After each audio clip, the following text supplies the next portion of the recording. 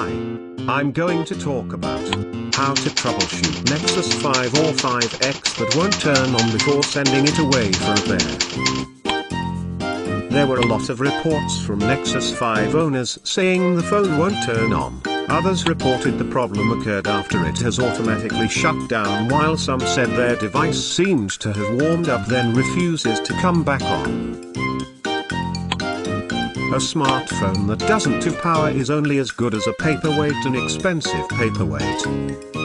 Nexus 5. In this post, I will guide you through properly troubleshooting your Google Nexus 5 that won't turn on. The very purpose of troubleshooting is to know what the problem is and find solutions for it. Of course, there's no guarantee that it will be solved, especially if it's a hardware issue. If you have issues with your Nexus 5 different from what I cited here, feel free to send us your questions via this form and tell us all the details of the problem as well as information about your phone and the version of Android it's running. The more information you provide, the more accurate our solutions and troubleshooting guides are. Now, let's go back to our troubleshooting. Step 1. Plug in Nexus 5 to see if it charges. There's a possibility that the battery is just drained. Plugging the device into charge will answer some questions critical to knowing what the problem really is.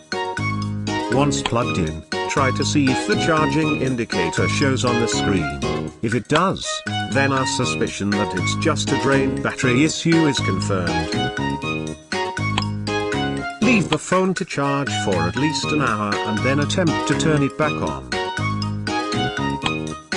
A phone that charges, turns on. However, if your Nexus 5 didn't charge or didn't show signs that it was charging, then you need to troubleshoot that one first. You cannot troubleshoot power-related issues if you don't exactly know if the phone charges or not. As I said earlier, the battery might just be depleted, that's why the phone won't turn on. Step 2. Troubleshoot charging problems. You need to know if the problem is with the charging unit or power adapter, the USB cable, or with your phone. You already tried charging the phone using its original charger to no avail. Now it's time you connect the device to your computer. Since your device won't turn on, it couldn't be detected by the machine. However, the current your computer generates must be enough to slowly charge it. If it charges successfully, then you need to buy a new charger. Otherwise, find the new USB cable and try it out. If the phone still refuses to charge, or even with different charger and USB cable, there's still a possibility that it's just a firmware issue. When the phone is plugged in, the electric current doesn't go directly to the battery, it will pass through a logic board and a series of chips. Is a big part in this process, so if it's faulty, it may affect the capability of the phone to properly charge, and that leads us to the third troubleshooting step. Step 3. Boot the phone in recovery mode. Even if the firmware has issues, you may still be able to boot in recovery mode, where you can restore your phone in factory settings and get rid of inconsistencies that might be causing the problem. Here's how you do it.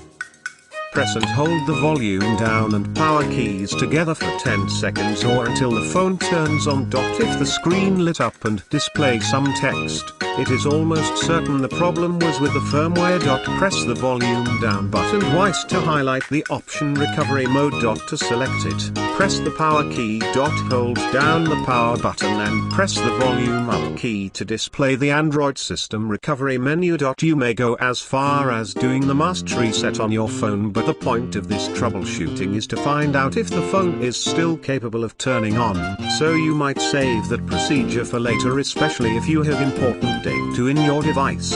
However, if your Nexus 5 couldn't boot in recovery mode, proceed to the next step. Final step, send the phone in for repair. There's not much you can do for a phone that won't turn on. You've tried all possible troubleshooting procedures just to bring it back to life to no avail. Therefore, it's time you seek professional help, as it is almost certain that it's a hardware issue.